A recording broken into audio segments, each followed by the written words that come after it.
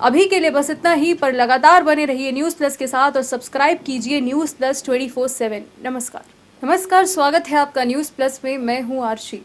Para Olympic खेलों में 54 सदस्यों का भारतीय दल टोक्यो पैरा ओलंपिक खेलों में भाग लेने जा रहे हैं।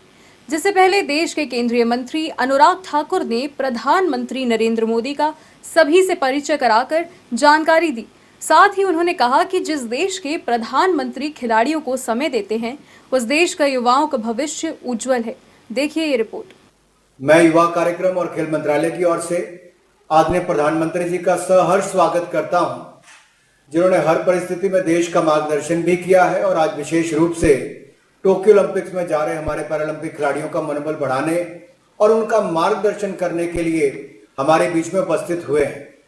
मैं यहाँ पर उपस्थित सभी अधिकारीगण, कोचिंग स्टाफ और स्पोर्ट्स स्टाफ को भी धन्यवाद देना चाहता हूँ, जिन्होंने कोविड-19 महामारी के बावजूद हमारे खिलाड़ियों को तैयारी में कोई कमी नहीं छोड़ी, जिसके बलबूते हमारे प्रतिभावान खिलाड़ी टोक्यो पैरालंपिक्स में देश का प्रतिनिधित्व करने जा रहे हैं। माननीय प्रधानमंत्री जी, आपके निर्देश पर खेल मंत्रालय ने ये सुनिश्चित किया कि हमारे खिलाड़ियों को हर प्रकार की सुविधा मुहैया कराई जा सके, जिससे उनकी तैयारी अव्वल दर्जे की हो, वह अंतर्राष्ट्रीय स्तर पर देश का नाम रोशन कर सकें। भारतीय पैरा एथलीट्स ने दुनिया भर में अंतर्राष्ट्रीय पैरा स्पोर्ट्स प्रतियोगिताओं में लगातार उत्कृष्ट प्रदर्शन किया है। आपने कई मौकों पर भारत को गौरवान्वित किया है और हर भारतीय का सिर फक्र से ऊंचा किया है। जब से हमने ग्रीष्मकालीन पैरालंपिक खेलों में भाग लेना शुरू किया, तब से भारत ने 12 पैरालंपिक पदक अर्जित किए हैं। इस बार भी जैसा आपने देखा कि पहले ओलंपिक्स में 128 कंटिंजेंट सदस्यों का कंटिंजेंट गया था, जो सबसे बड़ा था। 7 मेडल जीते, जो आज तक के सबसे बड़े थे। इसी तरह से पैरालंपिक्स में आज तक का सबसे बड़ा कंटिंजेंट 54 पैरा खिलाड़ियों का जा रहा है, जो 9 पैरा खेलों में भारत को रिप्रेजेंट करेगा। ये विभिन्न पैरा स्पोर्ट्स में भाग लेंगे, जैसा कि पैरा तीरंदाजी, para athletics, para canoeing, para power lifting, para shooting और पैरा ताइक्वांडो आदि में दुनिया को भारत का दमखम दिखाने जा रहे हैं। माननीय प्रधानमंत्री जी, मुझे आपको बताते हुए हर्ष हो रहा है कि पिछले वर्षों में पैरा एथलीट ने पैरा स्पोर्ट्स में उत्कृष्ट प्रदर्शन करते हुए राष्ट्रीय स्तर पर कई पुरस्कार अर्जित किए हैं, जिनमें 3 खेल रत्न, 7 पद्मश्री पुरस्कार, 33 अर्जुन पुरस्कार और 5 द्रोणाचार्य पुरस्कार और 4 ध्यानचंद पुरस्कार शामिल हैं।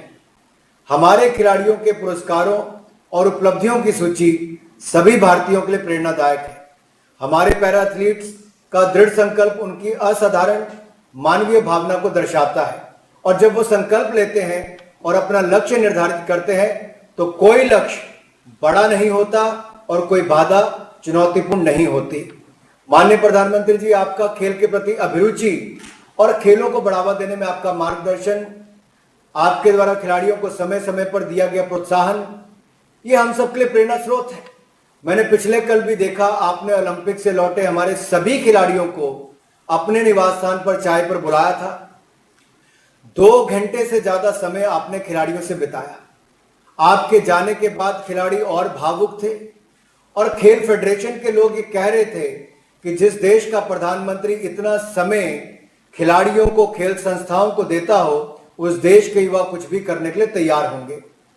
मैं यही कहूंगा कि कोरोना महामारी की विषम परिस्थितियों के दौरान भी आपने खिलाड़ियों का मनोबल गिरने नहीं दिया, बल्कि समय समय पर आपने उनका मार्गदर्शन किया है। और आज भी आप हमारे पैरालंपिक्स के खिलाड़ियों को जाने से पहले प्रोत्साहन देने आए हैं।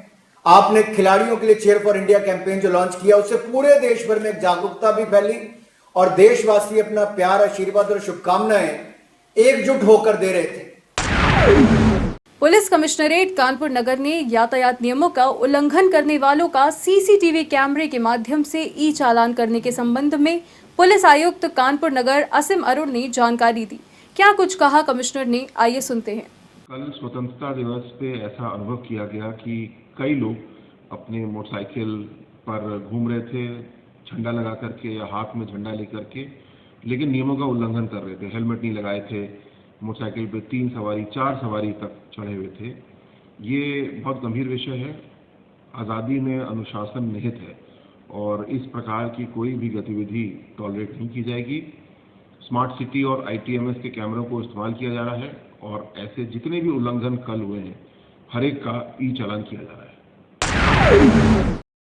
भारतीय अधिकारियों को लेकर काबुल से उड़ान भरने वाला भारतीय वायुसेना का C-17 विमान गुजरात के जामनगर में लैंड किया। भारतीय वायुसेना का C-17 विमान, जिसने अफगानिस्तान की राजधानी काबुल से 120 से अधिक भारतीय अधिकारियों के साथ उड़ान भरी थी, आज गुजरात पहुंचा, जिसके बाद भारतीयों ने राहत की सांस ली। देखिए ये रिपोर्ट। तालिबान ने अफगान सरकार को उखाड़ फेंका, जिसके बाद अफगानिस्तान में ही नहीं पूरी दुनिया में चिंता का माहौल बना हुआ है।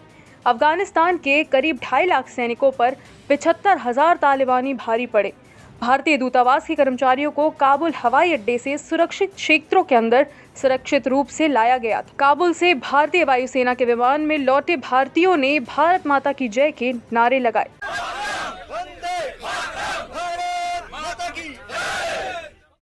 Special desk news plus. अभी के लिए बस इतना ही, पर लगातार बने रहिए न्यूज़ प्लस के साथ और सब्सक्राइब कीजिए न्यूज़ प्लस 24/7। नमस्कार। ताजा तरीन खबरों को जानने के लिए देखते रहिए न्यूज़ प्लस 24/7 चैनल को सब्सक्राइब करें।